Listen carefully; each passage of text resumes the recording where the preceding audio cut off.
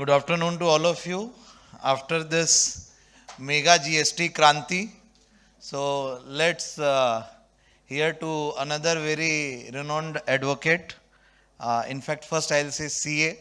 और जब Jatin हरजाई sir room में घुसे तो मुझे लगा कि कुछ हलचल सा हुआ, लेकिन सुशील सर ने ठीक ही कहा, जिस हिसाब से बाल वाइट हो रखे हैं तो मुझे लगा I am better placed.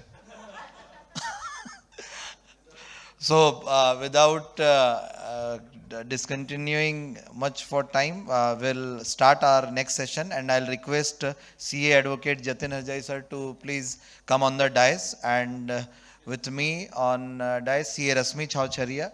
Please, a big round of applause for Jatin Harjai sir. We all know him very well. He is practicing advocate. He is practiced as a chartered accountant for more than 15 years. Before starting legal practice in short span of time, he has become recognized for his contribution and expertise as a knowledge of professional advisor, consultant in the field of financial consultancy and tax advisor. With a core expertise in indirect tax, he has been serving entrepreneur and various corporates in varied like compliance, consulting, structuring and litigation. There are many landmark judgments to his credits. Many are published in leading tax journals as well. He's having vast industry experience like mining, real estate, construction. Mr. Harjai served as a consultant the World Bank project for GST implementation for government of Rajasthan. So, sir, thank you very much for coming all the way from Jaipur. Now, I will request our member Surbhi Bagla to please, Surbhi, please come on the stage and welcome with the memento to Jatin Harjai sir.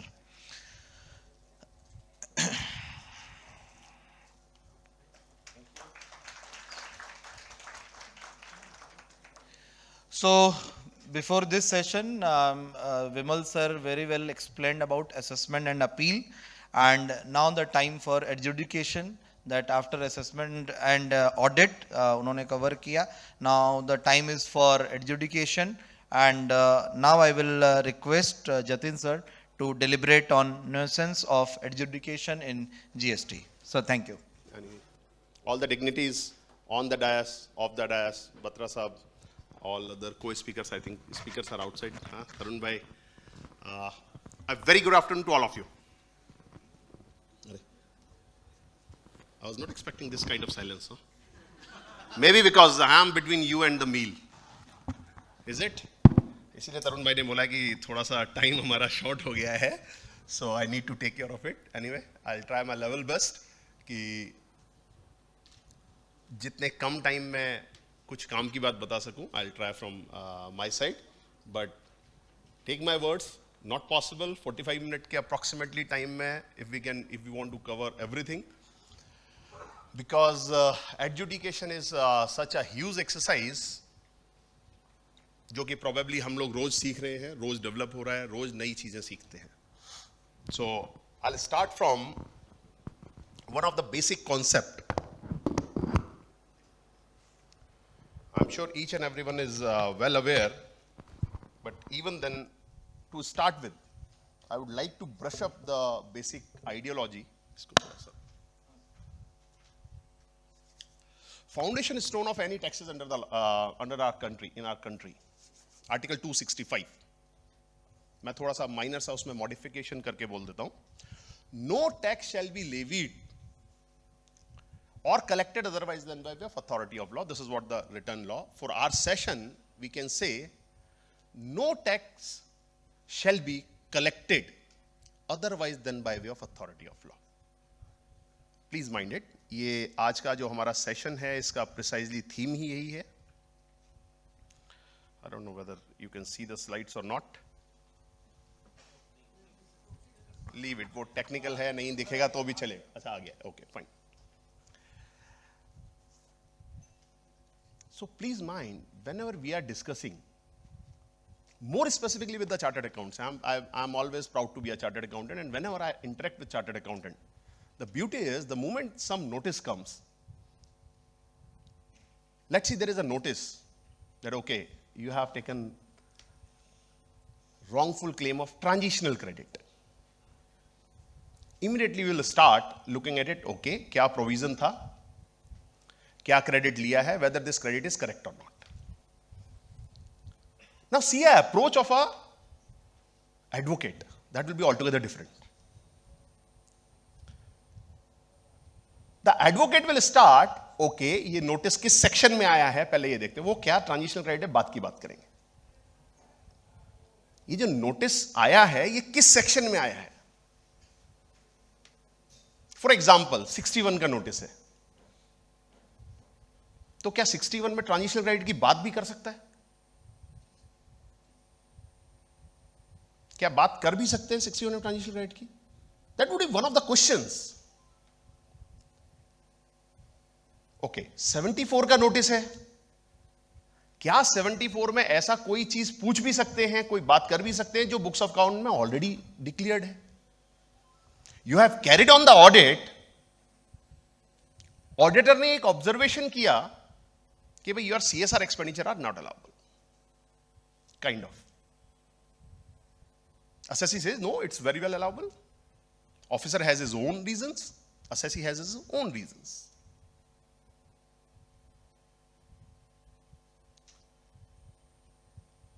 Now the notice has been issued finally under section 74 subsection 1. There's a difference I'm just identifying before starting my topic. Whenever it is being handled by Jatin Harjai, chartered accountant, Jatin Harjai will see, okay, CSR credit allowed होना चाहिए या नहीं होना चाहिए इस case में. And Jatin Harjai advocate will see, क्या 74 में ये बात हो सकती है? That's a big difference. Why I just try to identify all these aspects? Please mind, adjudication का जो process है, उसमें जितने टेक्निकल इश्यूज आप ले पाएंगे, प्रोबेबली आने वाले टाइम में आपके सक्सेस के रेशियो बढ़ जाएगा.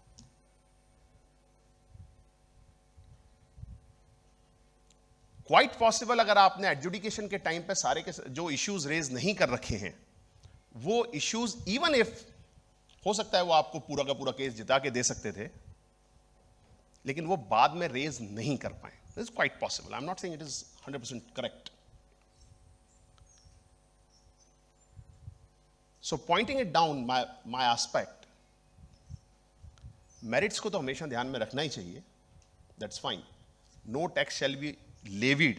Merits की जितनी भी सारी चीजें हैं, सप्लाई है या नहीं है, कंसिडरेशन है या नहीं है, इनपुट टैक्स क्रेडिट कितना मिलेगा, किस टाइम मिलेगा, किस टाइम टैक्स देना है, किस रेट से टैक्स देना है, किस वैल्यू के ऊपर वो रेट अप्लाई करनी है. All these are matters of levy and incidental there to. What is this collection? Collection is you have self assess yourself. आपने अपने आप को असेस किया. May be department is not in sync with your determination, your assessment. They have issued some kind of, they have initiated some kind of investigation. Then you are responding to them. Maybe if both are not on same page, adjudication proceeding will start, followed by maybe recovery or maybe appellate mechanism. अगर law में इस पूरे procedure जो भी दिया हुआ है,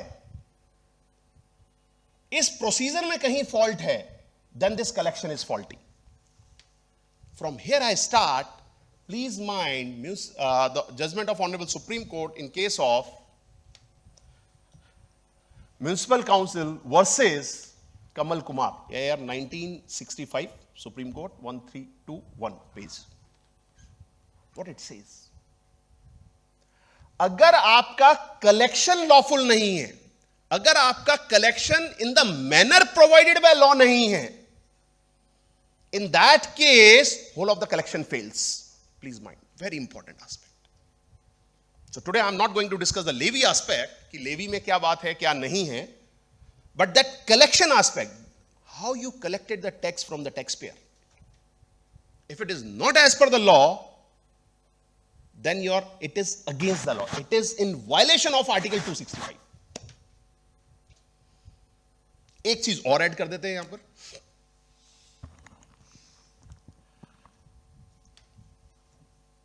हुकुम Chand Shyamlal, again from Supreme Court, para 18, Honorable Supreme Court says, if powers are to be exercised in a particular manner, if by an authority a power is to be exercised in a particular manner, then those has to be exercised in that manner only. All other modes of performance are necessarily forbidden. If powers are exercised in a manner otherwise than by way law provides for, it is a violation of fundamental principles of natural justice. Please mind my word, ये जो मैंने अभी तक foundation आप लोगों के साथ रख रहा हूं, इसके ऊपर मेरे अगले जितने भी टाइम तरुण जी ने मुझे परमिट किया है, 40 मिनट्स 45 मिनट्स, ये इस पूरे सेशन हमारा इसके ऊपर ही बेस्ड है. Now let me come to basic thing. You all are aware. Precisely A mentioned है. मैं normally इसको अपनी लैंग्वेज में इसको 3 पार्ट में डिवाइड करता हूं. One is, first is a investigation stage, second is a adjudication stage, third is a recovery stage. A sequence has to go by this way only. First investigation, then adjudication, then recovery. इस sequence को change नहीं कर सकते. Recovery cannot precede adjudication. We all are aware. So many judgments are there. I'm not entering into that area as well. अगर मैं investigation की बात करूं तो जीएसटी लॉ में इन्वेस्टिगेशन, और you may call it as a examination, it's not perfect to say inquiry, but loosely we can say inquiry as well, just for our understanding. So GST law में total there are 5 ways by which an investigation or examination can be done. ASMT 10 scrutiny, easiest way. उससे एक छोटा सा step आगे जाके समन, section 70.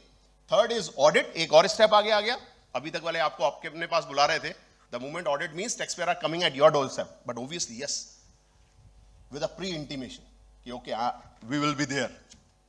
उससे थोड़ा hard step हुआ इंस्पेक्शन. अभी आने वाले हैं ऑडिट की तरीके से, लेकिन बिना बताए. उससे एक hard step, fifth way is search and seizure. इसमें क्या होने वाला, आने वाले हैं बिना बताए, but with more powers. If you are not going to cooperate, they have a power to break open the law. Seizure etcetera etcetera, ये आप फर्स्ट ए जिनको बोल रहे हैं उसमें कवर कर चुके हैं, तो उसमें डिटेल में नहीं जा रहा हूं. बट सम एंड सब्सटेंसेस, इनका पावर स्कोप, इनका स्कोप अलग अलग है इन सारे इन्वेस्टिगेशंस का. But end of the day the ideology is कि डिपार्टमेंट वांट टू चेक और एग्जामिन कि जो टैक्स पेयर ने टैक्स दिया है या आईटीसी वगैरह अवेल किया है या रिफंड वगैरह है, वो करेक्ट है या नहीं है. दैट्स अ बेसलाइन कि ये आइडेंटिफाई करना है.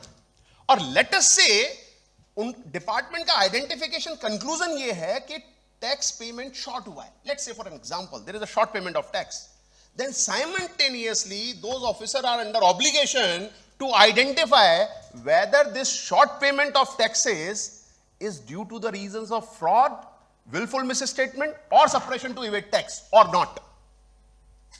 That means whether it is a bona fide or it is a evasion, it is intended evasion, the short payment.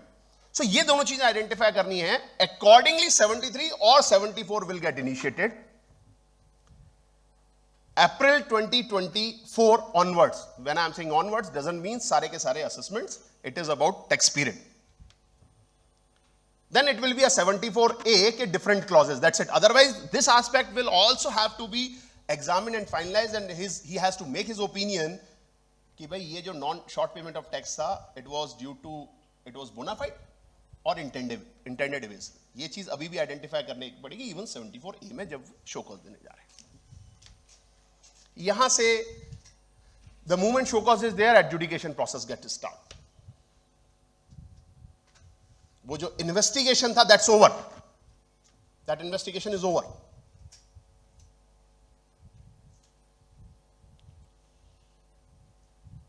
मैं लास्ट में आया था, I couldn't hear Bimal ji completely, but there was an example which was getting discuss. एक show cause notice दिया, उसके बाद दोबारा दूसरा शो कॉज नोटिस दिया. Is it permissible? May be उसके के मेरिट्स फैक्ट्स के कुछ डिफरेंट हो सकते हैं. पहले वो मैं समझ पा रहा था शायद 73 का दिया, बाद में 74 में देने जा रहे हैं. Recently I got same kind of case.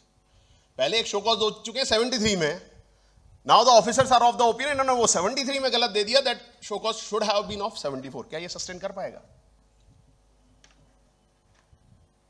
In my humble opinion, no. Prince Gutka is a classic case. Second show cause cannot be there on the same facts. Moreover, let me tell you one more thing on the same ideology. Let us say there is an audit has been concluded in ADT 02. There are 5 items has been identified. 5 paras has been identified. Show cause notice issue करना है proper officer को. Proper officer को show cause notice issue करना है.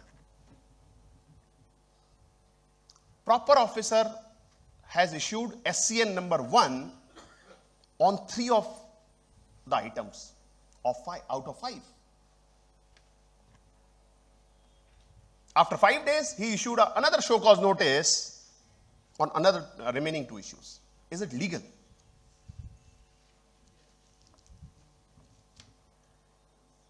In my humble opinion, absolutely not.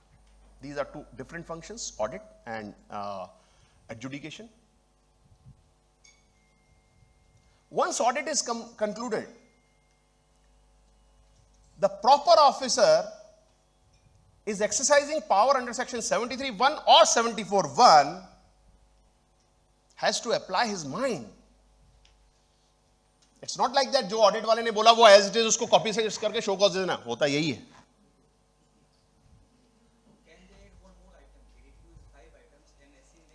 आप तो एक और एक्सट्रीम में चले गए,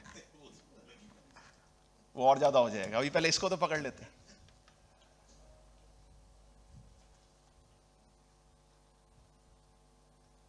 क्या ये नहीं हो सकता कि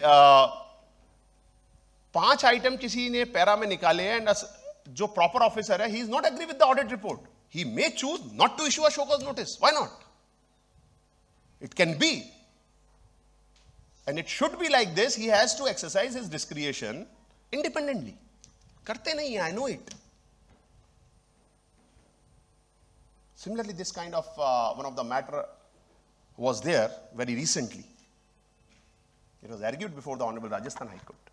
Honorable High Court appreciated it and agreed that it has to be in the first go that the authority has to decide whether he is agree with the audit report or not, whether he want to issue a show cause notice or not, whether he want to issue a show cause notice on all 5 issues, whether or some of those issues. Nestle Industries, very recently.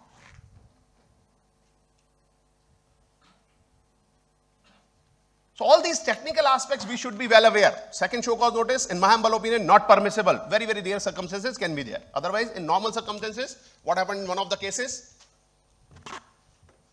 We got a show cause notice from the department that you have taken wrong input tax credit. 74 crore rupees you have got wrong input tax credit. We have given all our explanation ki no, this input tax credit is wrong, is correct, etc., etc. By that time, there was a circular from the CBIC.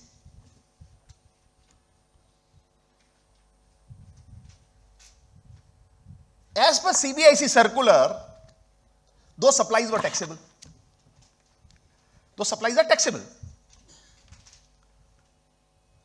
Now, what department did is, okay, what we have given a show cause notice, we are withdrawing it, and you are chargeable to tax. Maybe amount or बढ़ गया, it was somewhere 110 crore demand. Now, please mind, can it be done by the quasi-judicial authority? Can it be done? Whether they are doing it or not, this is not my question. We know that they are doing it. But can it be done legally? Collection of tax has to be as per law. Article 265, no tax can be collected otherwise than by way of authority of law. What is law? What is law? Act passed by the parliament or the state legislatures. Rules made thereunder. Notification came maybe under authority of law. Judgment of the Supreme Court, Article 141 says. What else is law? और कुछ law है? Advance ruling? Advance ruling is a law for the person who sought it. This is what section 103 says. For rest of them, it's just a piece of paper. For all other persons, it doesn't have any presidential. But for the person who sought it, it is the law. Question is whether circular is the law.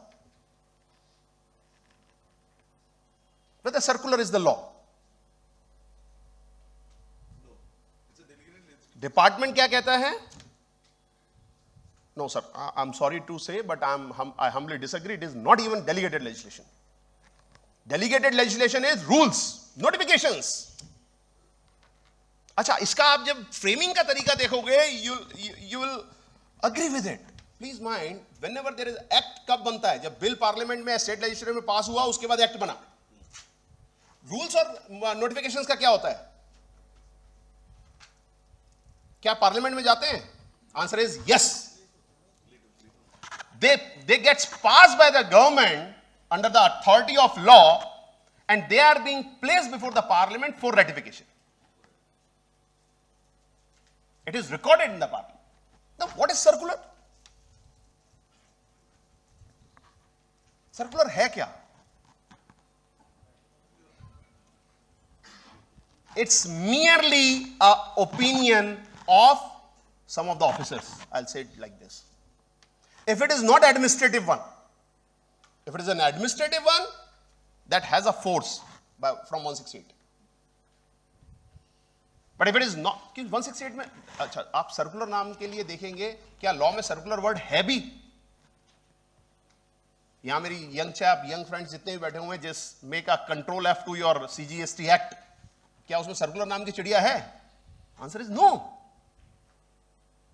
It says for uniform implementation of the law, you can issue guidelines, instructions. क्या uniform implementation of the law include interpretation of the statutory provision? My answer is absolutely no. Please refer Bengal Iron Supreme Court judgment, para number 18.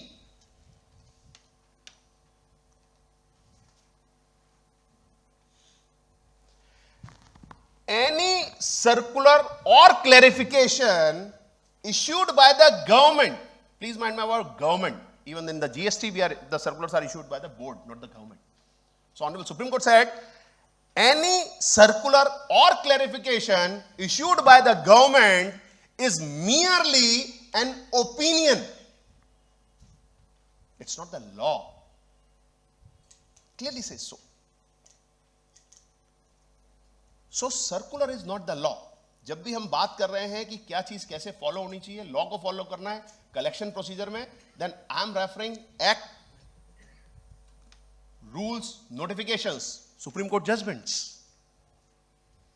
I'm not referring any circular.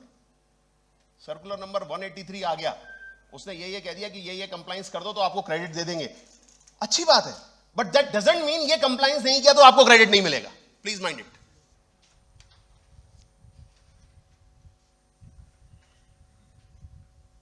Adjudication. Assessment versus adjudication. क्या फर्क है दोनों में? Anyone quickly, I have less time. Thank you very much. So precisely assessment you will find it is defined in the act. Assessment means determination of your liability. Chapter ends there. Determination of the liability is the assessment. आप income tax को assess कर रहे हो, कोई VAT को assess कर रहा है, कोई घर में कोई चीज को असेस कर रहा है, एक्सेट्रा एक्सेट्रा. जीएसटी की जब बात कर रहे हैं तो जीएसटी लॉ में लायबिलिटी कितनी है पे करने के लिए, उसको असेस कर रहे हैं. कौन असेस कर रहा है? असेसी खुद असेस कर रहा है, then it is a self assessment. Quite possible. जब स्क्रूटनी हो रहा है असेसमेंट हो सकता है, यस हो सकता है. ऑडिट हो रहा है, ऑडिटर असेसमेंट कर रहा है क्या? Yes, he is assessing tax liability in his own fashion. What is adjudication? जो मेरा आज का पूरा टॉपिक है वो है क्या, मतलब क्या होता है, क्या ये टर्म डिफाइंड है? Answer is no. This term is not defined in the law.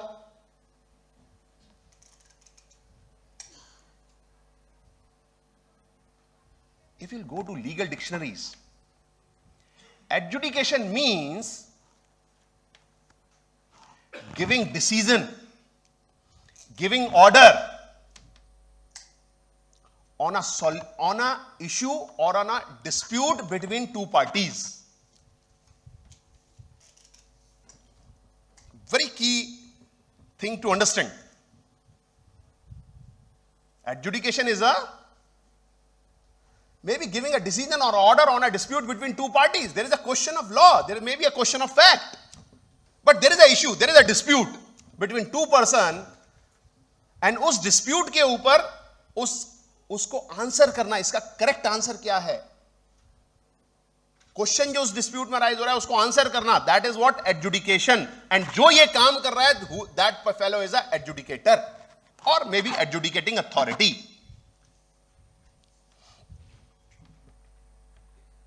यहां से स्टार्ट करते हैं जो कि काफी इंपॉर्टेंट एस्पेक्ट्स कह सकते हैं. I'd love to discuss two concepts only on today. Fundamental principles of natural justice. That's it. How many principles are there? How many principles of natural justice are there? It is nowhere written in the law. किसी कानून में नहीं लिखा है.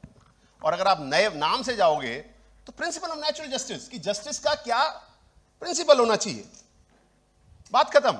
बहुत easy तरीके से इसको समझ सकते हैं. यानी कि फेयर प्ले है यानी एडजुडिकेशन प्रोसेस में, फेयर प्ले है यानी जुडिशियल सिस्टम में किसी एक की बात सुन के ही तो डिसाइड नहीं कर दिया जा रहा, अपनी मर्जी से तो डिसाइड नहीं कर दिया जा रहा, लॉ के बेसिस पे डिसाइड हो रहा है या मे बी सम प्रिजम्पशंस के बेसिस पे. दिस इज व्हाट, ये सारी चीजें क्लियर होनी चाहिए आपके जुडिशियल सिस्टम में, एडजुडिकेशन प्रोसेस में. That is what principles of natural justice. In marriage जुडिशन they follow three, but in Indian jurisprudence, more or less it is settled. We call two principles, two doctrine as a principle of natural justice. First being that the person who is judge cannot be biased. He cannot be biased. Latin mein we call it as a nemo judix in causa sua. Some jurists say it nemo judix in re sua. Or maybe prosecutor cannot be the judge, or maybe no one can be judge in his own cause or case. Different phrases are being used by different jurists. This is what the first fundamental, कि आपका जो जज है, जो adjudicator है, he cannot be biased. He should not be, he must not be biased.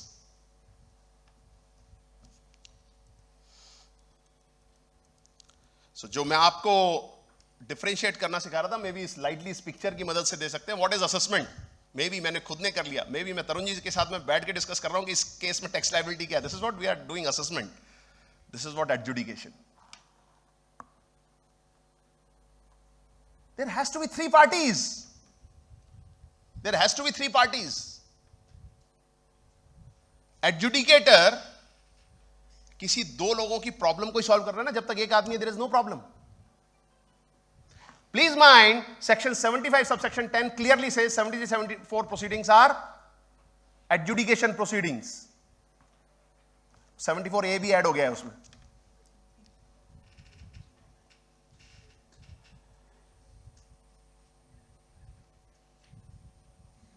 Now you please go and check all your cases. कहां पर department ने इंस्पेक्शन किया. आपका एक, if I am not wrong, Kolkata has some SIO unit और something like this, मैं नाम भूल, SIP बहुत मजेदार यूनिट है. कहां पर इंस्पेक्शन किया एक्स आदमी ने, मे बी XYZ 3 लोगों को इंस्पेक्शन करने गए, उन्होंने अपने हिसाब से कोई केस बनाया. लेट्स से लाइटली एक फ्लावर मिल है, atta mill. Now assessee says no this atta is exempted. अब वो एग्जेम्प्टेड के रीजन विल डिपेंड अपॉन वो कौन से पीरियड की हम बात कर रहे हैं. लॉ कई बार चेंज हो गया उसको लेके, आई am not entering into it. So assessee is of the opinion जो मैं आटा बना रहा हूं, this is exempted one, so he has not paid the taxes. The department is of the opinion, no, this atta you made is this flour you made is a taxable one. He has his own reason. Fine. Inspection हुआ, inspection के बाद में क्या होने वाला है, समन दे के बुलाया, उसने अपनी बात पूछी, अपनी रखी, बात बैठी नहीं मतलब मैं लीगली बात कर रहा हूं, सॉरी,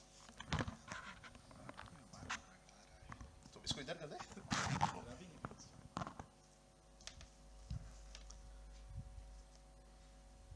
अभी उसके बाद डिपार्टमेंट ने उनको डीआरसी, पहले उन्होंने समन में पूछा, उनको बता दिया कि भाई हमारे हिसाब से ये एग्जेम्प्टेड है, इसके ऊपर टैक्स नहीं लगता है, fine. Department officer is not agree with him. Now what gonna happen, let's say DRC 01A issue किया उसको, अभी वो क्या करेगा, टैक्स असेसी क्या करेगा, उसका व्यू चेंज हो जाएगा? आंसर इज नो, वही रहने वाला, वो बोलेगा कि भाई एग्जेम्प्टेड है, ये एग्जेम्प्टेड का ये रीजन है। अभी क्या होने वाला है, ऑफिसर इज द सेम, क्या होने वाला है, DRC 01 along with the show cause notice, यही होगा ना।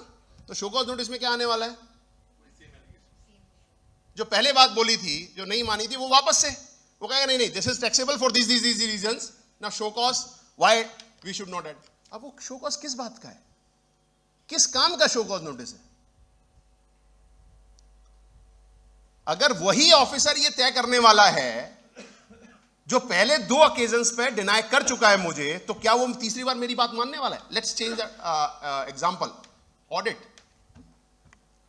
Case selected for audit. अभी ऑडिट में क्या हुआ कि आपका वो सीएसआर एक्सपेंडिचर की बात कर लेते हैं। Department find CSR expenditure ITC not deductible, assessee says no deductible, officer say no, वो कंपनीज एक्ट में लिखा हुआ है कि आपका जो सीएसआर वाला है वो बिजनेस वाला नहीं होना चाहिए। असेसी से नो सर, वो कंपनीज एक्ट को यहां मत लाइए, यहां पर तो अपना जीएसटी लॉ का बिजनेस की डेफिनेशन इसमें दिया हुआ है, उसके हिसाब से it is included. Assessee nothing doing, मेरे हिसाब से अलाउड नहीं होता। मानते हो या नहीं मानते? नहीं मानते, ओके, डेफिशिएंसी मीमो। अभी क्या होने वाला है, डेफिशिएंसी मीमो के जवाब में टैक्स पेयर क्या बोलने वाला है, वही सारी बात जो ड्यूरिंग ऑडिट बोल चुका है, करेक्ट है ना? ऑडिट के बाद फिर उसके बाद क्या होने वाला है, वो फाइनल ऑडिट रिपोर्ट इशू कर गया एडीटी 01। अभी क्या होने वाला है, डीआरसी 01A, असेसी क्या बोलने वाला है, वही बात। फिर क्या होने वाला है, डीआरसी 01, उसके बाद क्या होगा, असेसी वही बोलेगा। मान लेगा ऑफिसर? अरे मान लेगा तो अपने पैरों पे कुल्हाड़ी मारेगा, if he is the same officer. पहले क्यों नहीं मान ली? हाँ, coming to it. Precisely, I just want to identify this thing only. First principle of natural justice of the adjudication is adjudicator must not be biased.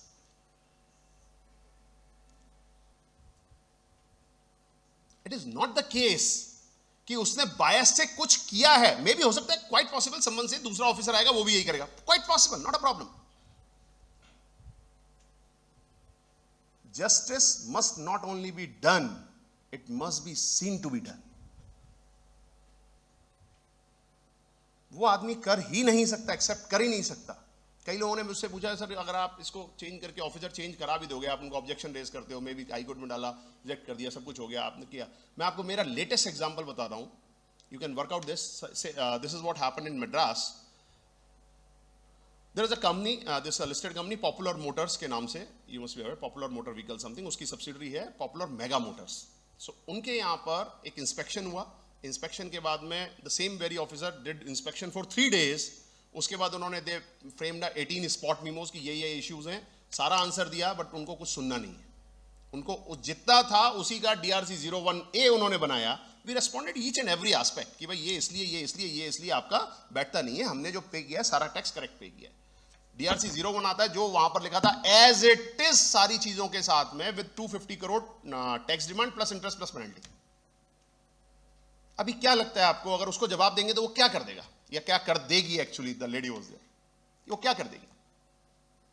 जो आप पहले point already दे चुके हो उसको अपने रिप्लाई में उसने अपने DRC 01 में ऑलरेडी कंसीडर किया हुआ है, और उसके बाद फिर ये बोला है कि नहीं इसके ऊपर ये शो कॉज बनता है। Can you expect from her कि वो आपको रिलीफ दे देगी? Absolutely no. We challenge this particular show cause before Honorable Madras High Court, order dated 23rd February 2024. Honorable High Court said no, you cannot do the adjudication, and the case was transferred to the other officer, and I'm happy to say the other officer got convinced that 250 crore demand converted into 90,000 rupee demand. All 18 points were accepted. All 18 points were accepted. क्योंकि अगर वही आदमी सब कुछ कर रहा है ना, वो नहीं मानने वाला. We know it. I'm not giving any guarantee or I'm not assuring anyone कि अगर उसकी जगह कोई दूसरा adjudication करेगा, वो करेगा या नहीं करेगा. But there are better chances.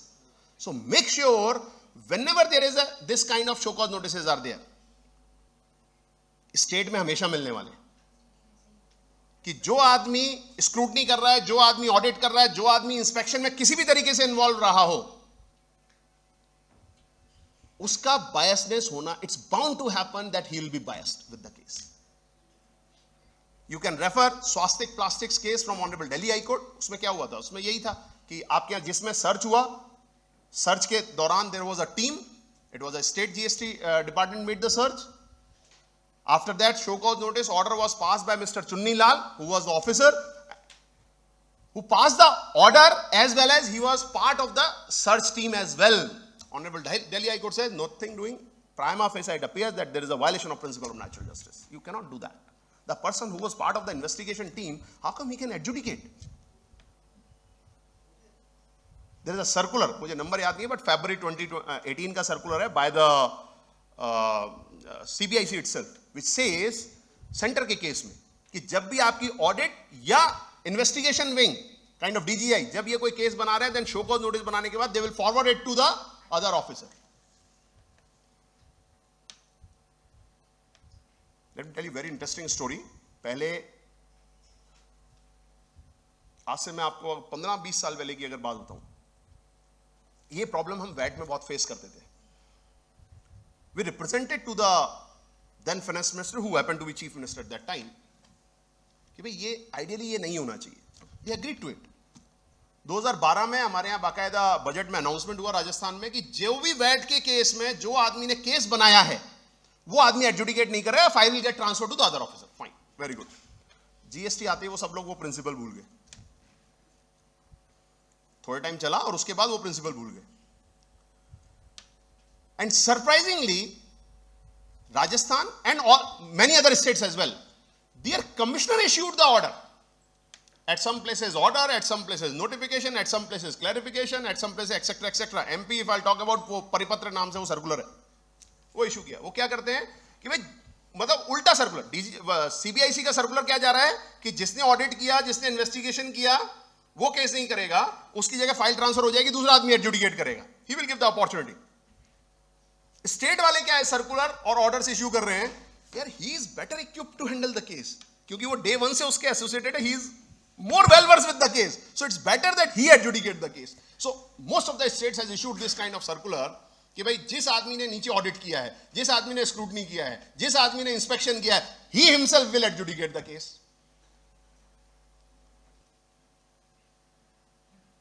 I came across once again. There are multiple places whereby I have striked with this issue. So in one of the cases, audit was happened by one of the officers. It was of Rajasthan का matter है, कौशल pharma. अभी उसमें एक challenge मेरे साथ क्या आया कि यहाँ पहले तो हम प्रिंसिपल ऑफ नेचुरल जस्टिस की बात कर रहे हैं, यहाँ पर there is a circular issued by the government कि जिस ऑफिसर ने किया है वही इशू, वही आदमी आपका ऑडिट करेगा. So I had to challenge that circular as well कि circular also can not go in violation of the principles of natural justice. I was fortunate that on the first hearing, the Honorable High Court given the stay on the all the proceedings. Ki bhai, this is violation. They have specifically wrote in their order that there is a circular, there is a state circular which says this fellow has to do it, but that goes against the principles of natural justice. So please mind, you will see so many cases जहां पर आपको ये चीज दिखाई देगी. I would always say, please, at least raise an objection first. एक बार objection जरूर raise कीजिए. अगर ऑब्जेक्शन रेज नहीं किया तो प्रोबेबली आगे के जब केसेस होंगे, मे बी जब आप अपील्स में या कोर्ट में हैंडल करेंगे उन चीजों को, वहां पर ये चीज नया लेके आना would be bit difficult. I am not saying ले नहीं सकते, but it will be difficult to say कि वहां पर ये पॉइंट रेज कर पाएंगे. It will again depend upon कौन से कैसे cases. This is a Supreme Court judgment. You can refer Ashok Kumar Yadav. That's a Supreme Court judgment which clearly says कि the principle of biasness, doctrine against bias, nemo judix in causa sua, does not only apply on judicial forums. It squarely applies on quasi judicial and even administrative authorities. Ashok Kumar Yadav, Supreme Court, para number 15. It clearly says so. Coming to the other aspect, sir, कितना time बचा है अभी? तरुण जी गायब हो गए हैं, तो I can take benefit. 15 minutes. ठीक. So that what I discussed was first principle of natural justice, which we all should well verse with. Now let's come to second principle of natural justice.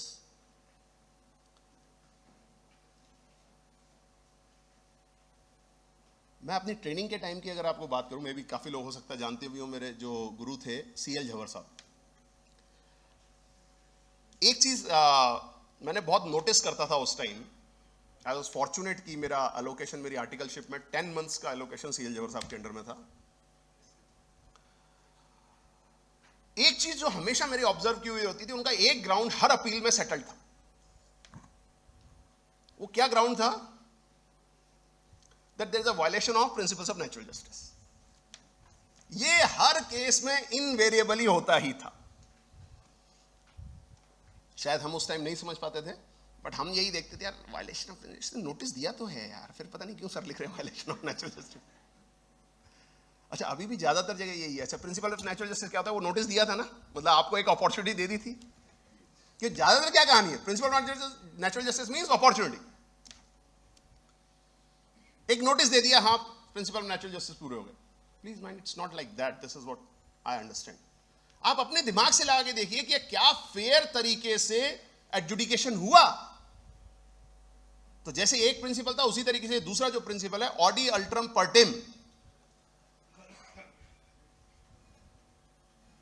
इस Latin phrase का meaning क्या है, उसी से सारी बात समझ में आ जाती है। उसी से सारी बात समझ में आ जाती है। इसका मतलब है हियर अदर साइड। इसका अगर आप डिक्शनरी मीनिंग जाके देखेंगे तो डिक्शनरी मीनिंग है हियर अदर साइड और here both the sides. Give a reasonable opportunity. This is what the real dictionary meanings. यहां पर रिकलेक्ट कीजिएगा सारी चीजें जो हमने जहां से स्टार्ट किया था। Article 265, no tax shall be collected otherwise than by authority of law. Hukumchand Shyamlal, अगर आपने लॉ में प्रोवाइड किया वो प्रोसीजर फॉलो नहीं किया, then it is violation of natural justice. ये दो चीजें क्लिक करके दिमाग में सारे के सारे आप पॉइंट्स घुमाइए ऑडी अल्ट्रम के। वी आर फॉर्चुनेट कि बहुत सारी चीजें अब लॉ में ही डाल दी गई हैं। I am just taking you through some of examples जो आपको मिलेंगे। शो कॉज नोटिस इश्यू किया विदाउट DRC 01 होता है सर? अभी तो मोस्ट ऑफ द टाइम तो ये क्या होता है, हम पूछते हैं DRC 01 क्या है, ऑफिसर और maybe people say show cause notice. Please mind, DRC 01 is not a show cause notice, it's not. आपके सामने रूल 142(1) लिखा हुआ है। Please read what it says. The proper officer shall serve along with the notice. Along with the notice serve करना है। क्या करना है? 73-74 के केस में, a summary thereof electronically inform DRC 01। A summary thereof in electronically in DRC 01. So show cause notice जो 73-74 की requirement है, उसके साथ में DRC 01 देना है। अब कितने केसेस हैं जिनमें शो कॉज नोटिस आया, DRC 01 नहीं आया? या फिर कितने केसेस हैं जिनमें DRC 01 आ गया, शो कॉज नोटिस नहीं आया?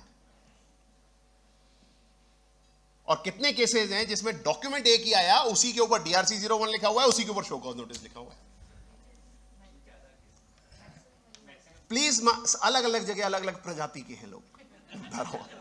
हर तरीके के केस का फ्लड है। मे बी आपके पर्टिकुलर ऑफिसर कुछ ऐसा कर रहे होंगे, दूसरी जगह ऐसा कर रहे हैं, और तीसरी जगह तीसरा कुछ कर रहे हैं। अभी रिसेंटली लास्ट मंथ ओनली, जून का मैटर बताता हूं आपसे। एक आई गॉट अ शो कॉज नोटिस। अच्छा, ये इट वाज मैं ये कहूंगा कि क्लाइंट अब भाग्यशाली है। ऑर्डर पास हुआ और उसका जो टाइम था 3 months वाला, that was going to be time barred in this May और जून की बात होगी शायद। तो हमने फिर उसमें डिसाइड ये किया, let's file writ petition. Writ petition जब फाइल किया तो व्हाट आई सेड इज, मैंने कहा कोई शो कॉज नोटिस नहीं दिया, मुझे दिया ही नहीं है मुझे show cause notice. Government platter से नहीं सर ये रहा शो कॉज नोटिस। क्या है उनका शो कॉज नोटिस? DRC 01। मैंने sir this is not show cause notice, this is DRC 01। नहीं सर वो DRC 01 का एक एनेक्सर भी है, अभी DRC 01 का एनेक्सर भी है। अभी क्या है DRC 0, व्हाट इज DRC 01? पहली बात तो ये it is a statutory mandated format, उसकी एक requirement. I am not saying कि फॉर्मेट वैसा का वैसा वैसे ही खाका खींचो वहां से टेबल का, आई am not on that, but contents वो होने चाहिए, दैट इज DRC 01। आप सेंटर के पुराने, अब तो वहां भी DRC 01 आने लग गया, सेंटर के पुराने शो को देखिए उसमें वो कंटेंट कभी होता ही नहीं। अब जो सिचुएशन जो मेरे सामने थी, पर्टिकुलर केस जो आया, हर केस और फैक्ट्स के ऊपर सारी चीजें बदल जाती हैं, तो उसमें केस मेरे सामने जो था DRC 01 था, जिसमें जो नॉर्मली होता है कि वो समरी है, डेट ऑफ PH दे रखा है, date of by which reply आपको देना है, एक्सेट्रा एक्सेट्रा, ये असेसमेंट ईयर, इतना CGST, SGST, IGST, tax, interest, penalty, fees, total, this is what the format, ये सारा दिया हुआ है। उसमें लायबिलिटी 13 करोड़ समथिंग की कैलकुलेटेड। उसका एनेक्सर जाके देखा तो ये जो लायबिलिटी कैसे निकल के आ रही है, इसकी पूरी कैलकुलेशन दी हुई है, फलाना मंथ ढिकाना मंथ, ये वो आपने रिटर्न लेट फाइल की, 16/4 का मैटर, 16/4 का इशू, और आपको ये करना। तो then why we decided court, because of multiple reasons, क्योंकि हमें पता था अपील में तो रिलीफ मिलने वाला नहीं है, रिटर्न लेट फाइल्ड है, तो वो वैसे भी ऊपर जाना पड़ेगा, यहीं ट्राई मारते हैं। तो that was one of the ground, there were other grounds also. तो हम जिस ग्राउंड, जो मेन ग्राउंड सामने हाथ में रखा, वो ये रखा कि मुझे शो कॉज नोटिस नहीं दिया। क्या दिया? ये दिया। ये क्या है? ये DRC 01 है, और DRC 01 में इनको जो लिखना था वो पूरा नहीं आ रहा था, इन्होंने उसके साथ एनेक्सर चिपका दिया। This is not a show cause notice, no show cause notice has been given, and DRC 01 can not replace show cause notice. DRC 01 can not replace a proper and complete show cause notice under section 73. show cause notice होता क्या है? आप अगर कई बार circular issue, आप मार्च 2017 का CBC का circular भी देख लो, उन्होंने बताया शो कॉज नोटिस के क्या क्या कंटेंट होने चाहिए, कि भाई आप क्या फैक्ट्स हैं केस के, क्या लीगल पोजीशन है, आप उस लॉ को उस फैक्ट्स में अप्लाई कर रहे हो, आपके हिसाब से क्या लायबिलिटी बन रही है, आप डिस्कस कर रहे हो, असेसी के पॉइंट डिस्कस कर रहे हो, उसमें कौन एडजुडिकेटिंग अथॉरिटी होने वाला है वो बता रहे हो, आप उससे शो कॉज कर रहे हो, आप उससे पूछ रहे हो भाई ये काम क्यों नहीं कर दे, क्या एलिगेशन है, क्या charges, it has to be specified into it, which is nothing there, it is merely an annexure to that calculation which is there in it. So it cannot be to be show cause notice. It was a long hearing, but I must say that the beautifully written lengthy interim order, the first hearing, Honorable Guwahati High Court was pleased to stay all the proceedings, recovery, etc., etc. There is a judgment, I think 4th or 3rd June 2024, Veer Bhumi Motors Private Limited. So जब भी हम ये कह रहे हैं rules में specifically लिखा हुआ है there has to be DRC 01, then DRC 01 has to be there. If you are not issuing, then you are violating procedure prescribed in the law. The moment you are violating procedure prescribed in the law, your collection is faulty. It is not as per Article 265. अभी एक वो pre show cause notice की रामायण वो सबको याद में है। एक पॉइंट मुझे जो मेरे दिमाग में आता है वो I would like to discuss here with you, may be my thoughts, I may be wrong. Law क्या है वो हम सबको पता है, background I am not entering क्योंकि टाइम कम है। ये रूल है वो आपको MEDS इंडिया बैक ऑफिस का हिस्ट्री जो भी, आई एम श्योर ज्यादातर मुझे बताया अरुण जी ने, सब इनडायरेक्ट टैक्स प्रैक्टिस करने वाले हैं, so you know that history क्या हुआ, what happened. But government with effect from 9 अक्टूबर 2019 एक रूल लेके आई जो आपकी स्क्रीन पर है। क्या रूल था ये कि आपको जब शो कॉज नोटिस दे रहे हो, शो कॉज नोटिस देने से पहले एक DRC 01A देना है। करेक्ट, इसमें तो कोई दो राय की बात नहीं है। कितने लोगों को आया था उस टाइम? बहुत rare. Maybe government realise that their officers are not competent. Rules वो बहुत लेट पढ़ते हैं एज कंपेयर टू प्रोफेशनल्स और tax payer. So with effect from 15 October 2020, एक साल पूरा हुआ, उसके बाद उन्होंने उसको थोड़ा सा चेंज कर दिया, और थोड़ा सा ये चेंज किया कि वो शैल की जगह पर मे हो गया, शैल की जगह पर मे हो गया। अब ये थोड़ा सा चेंज हुआ, बहुत चेंज हुआ, I don't know, what's your opinion? Sorry, अच्छा अब आने लगा। अच्छा, मैडम से शेल के टाइम पे नहीं आता था, मे के टाइम पर आने लगा। So let me tell you, ये आपके बंगाल में है जो बहुत आराम से आ रहा है। ज्यादातर जगह पर सिचुएशन ये DRC-01 की शक्ल नहीं देखता कोई 180, यानी प्री शो कॉज इंटीमेशन ज्यादातर जगह पर आई वुड से कि नहीं आ रही है। So I will not discuss for the period 9th October 2019 to 14th October 2020. I will not discuss that. We are all are well aware. ये अगर उस पीरियड के लिए थोड़ा सा एक दो लाइन बोल देता हूं खाली, प्लीज माइंड, ये रिक्वायरमेंट कह सकते हो कि बोरो हुआ है पुराने सेंट्रल लेजिस्लेशन से, जो कि सर्विस टैक्स या एक्साइज के केस में था, थ्रू सर्कुलर के थ्रू क्या बोला गया था 2015 में कि 50 लाख रुपए से अगर ज्यादा की डिमांड है तो आपको एक प्री कंसल्टेशन करना, करेक्ट ना? और प्लीज माइंड, जहां पर वो प्री कंसल्टेशन नहीं हुआ, whole of the demand was quashed. And just to update you on that, two leading cases, one is MEDS India, another is Back Office IT Solutions, whereby Honorable Delhi High Court struck down whole of the show cause notices and order respectively. In case of Back Office, it was show cause notice only. 49 crore show cause notice was dropped only and only on this point, pre-consultation was not there. When those matters reached before Supreme Court, Supreme Court में ये cases admit हुए हैं, हो गए हैं, there is no stay on those orders till now, but stay सिर्फ और सिर्फ एक पॉइंट के ऊपर हुए कि ये जो शो कॉज नोटिस, ये जो आपने प्री कंसल्टेशन नहीं दिया और उसकी वजह से क्वैश हुआ, दैट्स फाइन, वो पॉइंट पे एडमिट ही नहीं हुआ, वो गलत है या नहीं? वो एडमिट हुआ है कि ये जो पीरियड कोर्ट प्रोसीडिंग में वेस्ट हो गया, ये पीरियड फ्रेश प्रोसीडिंग करने के लिए क्यों नहीं कोर्ट एक्सक्लूड कर दे, जिसको दिल्ली हाई कोर्ट ने एक्सक्लूड नहीं किया था। Only on this ground the SLP has been admitted in the Supreme Court, sir, meaning thereby it is, I would say it is kind of settled position. Otherwise, I can very well argue through Article 265, until unless the law provides a procedure, if you are not following it, it has to go. 142(1)(a) read with 2(a) gives clear picture for the period for 9th October 2019 to 14th October 2020. Now the question is, what about after that? What about after that?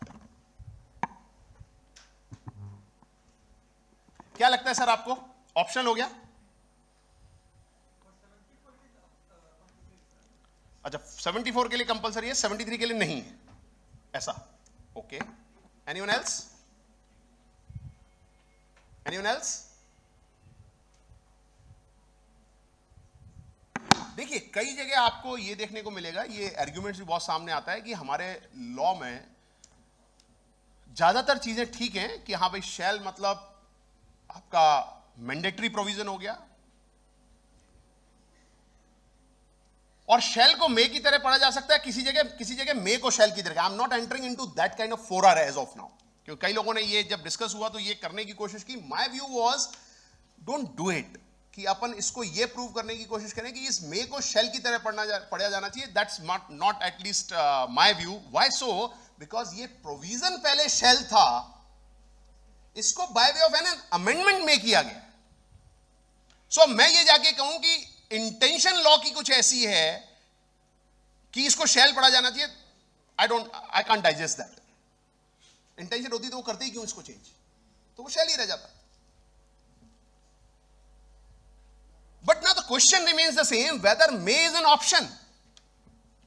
In my humble opinion, may is not an option, it is डिस्क्रिएशनरी.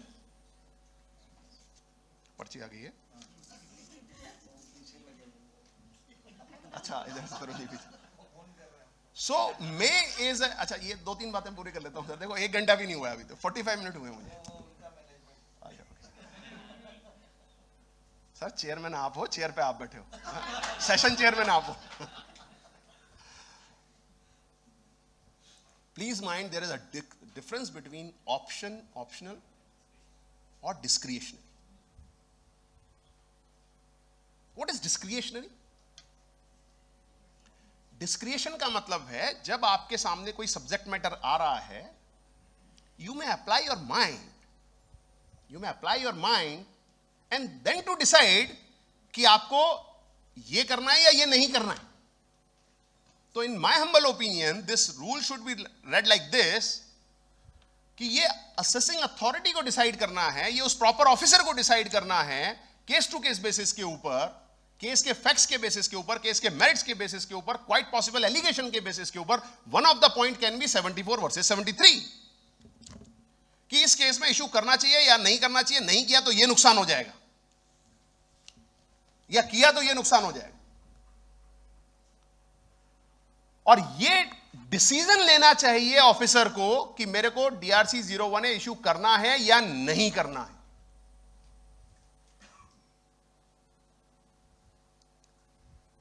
So this is what a process जहां पर उसने mind apply किया किसी officer ने. And please mind reasons और heartbeat of any decision और a conclusion.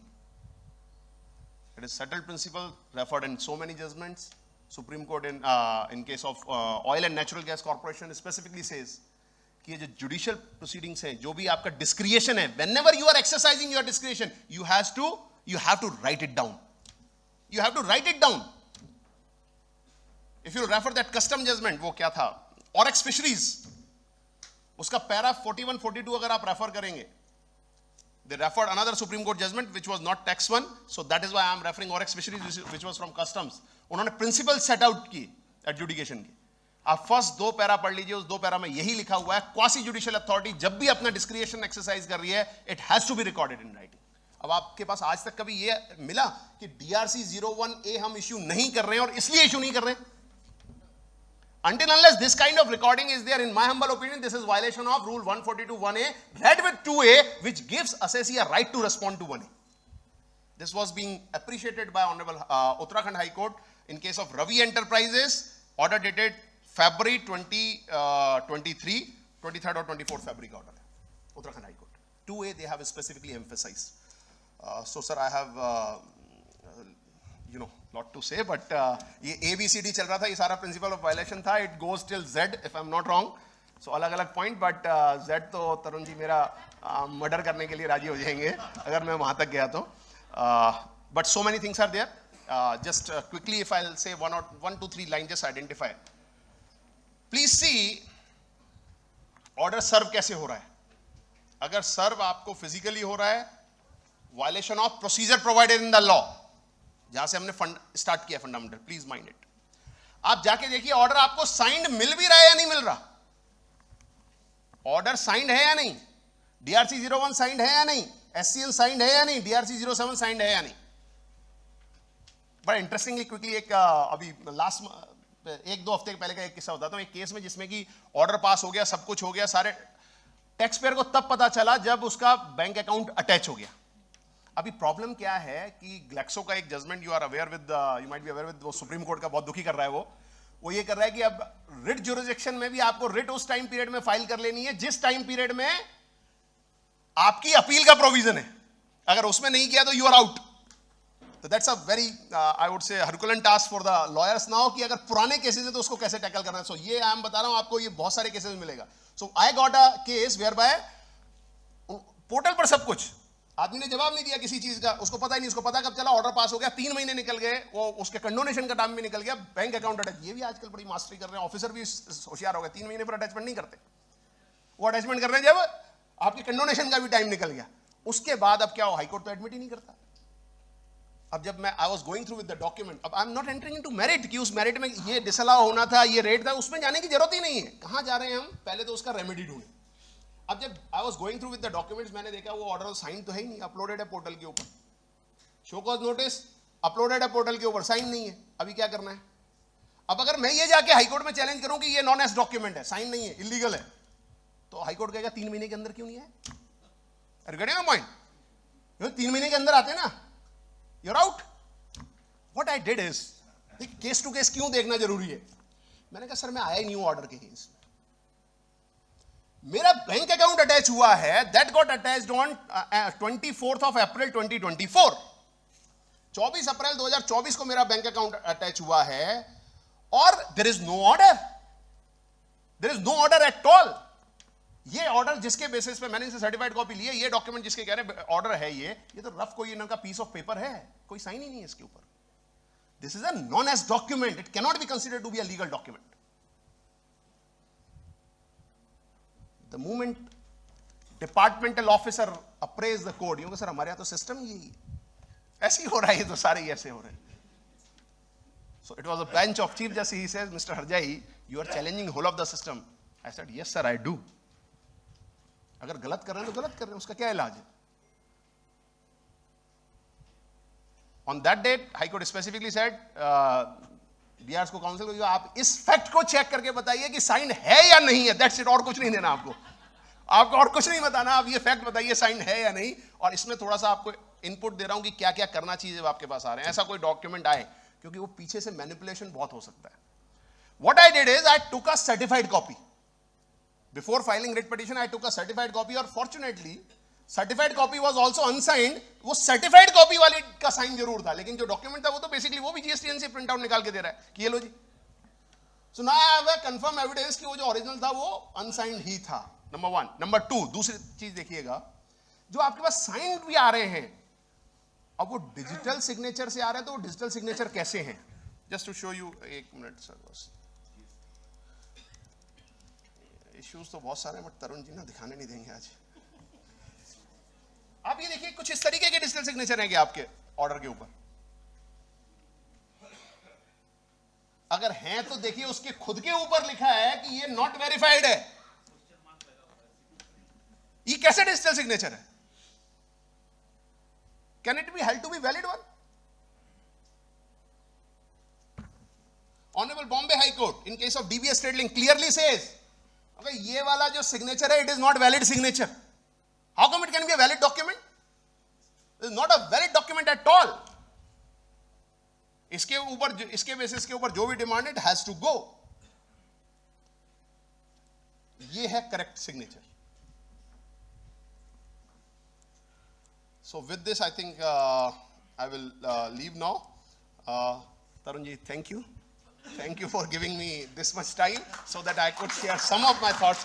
Thank you. Thank you very much for a patient hearing. Thank you.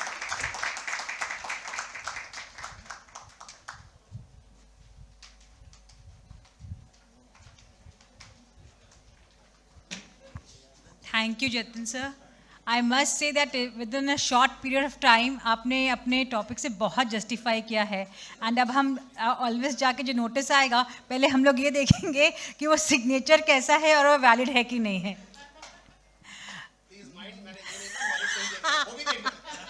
Merit अब बाद में देखेंगे, इतना टाइम तो पहले तो उसको पहले ये हम लोग पहले देखेंगे कि वो natural principle of justice follow कर रहा है कि नहीं। Thank you sir. Once again, I would like to express my heartfelt